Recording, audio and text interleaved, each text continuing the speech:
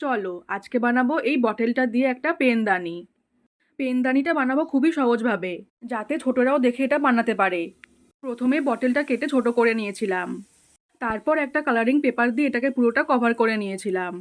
এই পেনদানিটা বানাচ্ছি, পেন তো এর মধ্যে অবশ্যই রাখবো, কিন্তু তাছাড়াও রাখবো আমি এর মধ্যে আমার পেন্টিংয়ের ব্রাশগুলো। কারণ আমার পেন্টিংয়ের ব্রাশগুলো অনেকটাই ছড়িয়ে ছিটিয়ে থাকে, তাই জন্যই ভেবেছি যে এর মধ্যে পেন্টিংয়ের ব্রাশগুলো রাখবো, তাহলে কাজের সময় খুঁজে পাবো। না হলে কিন্তু খুবই প্রবলেম হচ্ছিল, যখন পেন্টিং করতে বসি তখন একটা ব্রাশ খুঁজে পাই তো আরেকটা খুঁজে পাই না, তাই জন্য এর মধ্যে রাখলে এক জায়গাতেই সব থাকবে। দেখো পেনদানিটা কিন্তু অনেকটাই রেডি হয়ে গেছে, আর ভেবেছি এর মধ্যে কয়েকটা ফ্লাওয়ার অ্যাড করব। ফ্লাওয়ারগুলো বানানোর জন্য কিন্তু আমি এই পেপারটার ওপরে আগে ফ্লাওয়ারগুলো এঁকে নিচ্ছিলাম, তারপর কিন্তু ওই ফ্লাওয়ারগুলো আমি কেটে নিয়েছিলাম। আর দেখো তারপরে কত সুন্দর ফ্লাওয়ারগুলো রেডি হয়ে গেছে। তারপরে কিন্তু অল্প করে করে আঠা দিয়ে এই পেনদানির ওপরে এই ফ্লাওয়ারগুলো চিপকে দিচ্ছিলাম। আর তারপরে দেখো কত সুন্দর এই পেনদানিটা রেডি হয়ে গেল।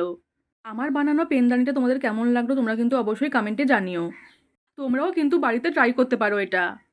চলো তাহলে আজকের জন্য এটুকুই, দেখা হবে আবার নেক্সট ভিডিওতে। সবাইকে তাহলে টাটা।